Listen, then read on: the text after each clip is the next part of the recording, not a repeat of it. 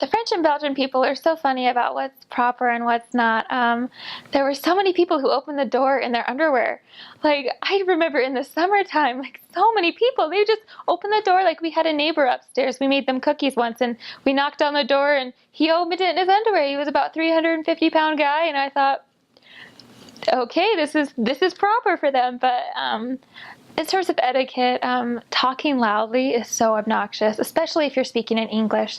So if you're on the metro, you're on the tram, you're on the bus, if you're speaking, and it's always rude to speak a different language around people who don't understand, but kind of speaking in a softer voice. I remember I got home. I'm normally a very loud person, and I remember when I got home, my family they were like, "Oh my goodness, like you speak so quietly, like you're whispering." And I thought, "Oh wow!" And even on my mission, I always thought I was still the loud one, but maybe everyone's just that much softer than me when they speak.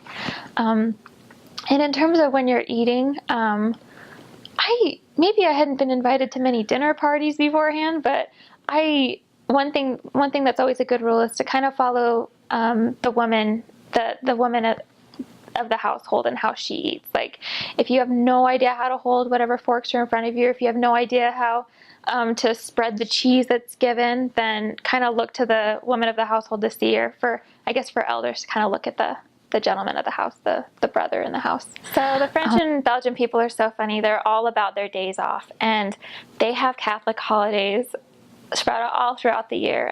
There's the Day of Ascension where Mary went up to heaven. There's, so many different holidays where I'm like, is that really in the Bible? Like, okay, well, they celebrate it. And the French and Belge are huge about their vacances, and the vacances is their 2-month off vacation.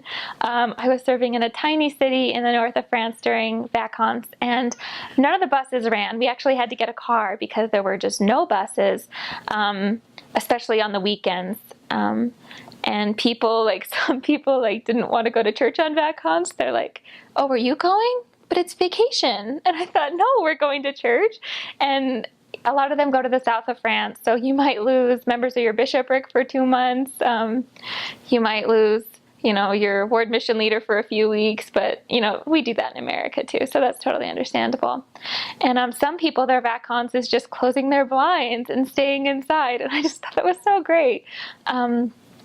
Another custom is there, and this is more predominant in the smaller villes, the smaller cities, but the sieste, which is kind of a little nap they take in the afternoon from 12 to 2.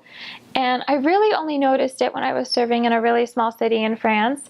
And we'd knock on the door and people would say, "Oh, these are sacred hours for me. Like, I don't talk during these times. I only nap."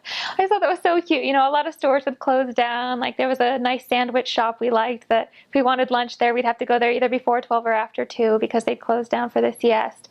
But in the bigger cities like Paris, doesn't sleep. Well, that's not true. Paris sleeps, but Paris is just going, and they don't take their little nap, and they don't in Belgium either. And I think that's mostly because of the influx of different cultures, and other cultures are like, "What? No, we're good. We'll work during those hours." So the Belgian culture and the French culture are similar but very different all at the same time. The French make fun of the Belgians, and the Belgians make fun of the French all day long. So whenever you serve in France and you go up to Belgium, they make fun of your French accent when you speak French. And then when you're in Belgium and you pick up on a lot of their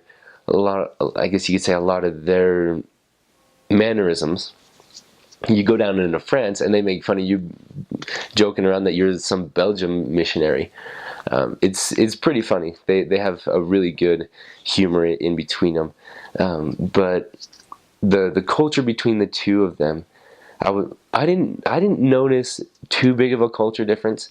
But I've talked to plenty of people that they say that the culture difference is huge. Then again, it probably just depends on where you serve in Belgium as well, because being the fact that Belgium is kind of split in half in a sense, where it's the Flemish side and then you have the French side as well. So there's just a lot of culture in Belgium, a ton of it. And so I feel like a lot of the pure Belgian culture, it's hard to find. I feel like a lot of it is just a mix. It's kind of like, I guess you could say Brussels is kind of like New York City in a sense, where you have, I don't know, when we were there, on average, we would run into probably 5 to 7 languages a day, just going out and talking to people on the street. You'd run into Spanish, Portuguese, Dutch, German, French, obviously, and then you'd run into Polish, Finnish, like Swiss. You just run into anything. It's actually really weird a lot of the time, which kind of limits your contacting pool a little bit. But that's just, and I say that just to give you an idea about how diverse the culture is over there. So I feel like the French have a more rounded culture now, where the French are extremely prideful, and I don't say that in a bad way either. I say that in a very how do you say that? I guess you could say humble way. It's kind of weird to mix the two, but I say that because of the fact that they are very prideful about their French, their being French. They are very happy to be French, and none of them would ever want to be anything different. They are extremely proud of their food and how they eat and how good it is and how long they spend at the table. I absolutely love their ability to cook and to be willing to share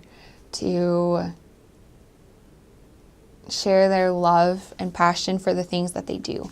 You know, when you compliment them on their food, they're more than willing to just sit and explain how they made it and what all went into it, and to just keep giving you more since you like it. And I love how smart they are.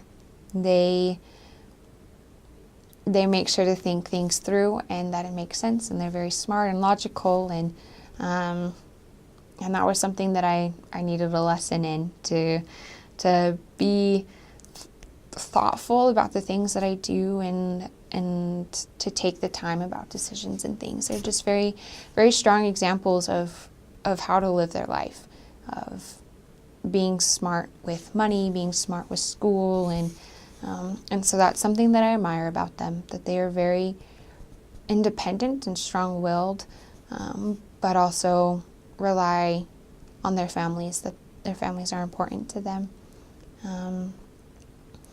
I love the trains and the bikes. I love that they don't depend on personal cars, that that things are still,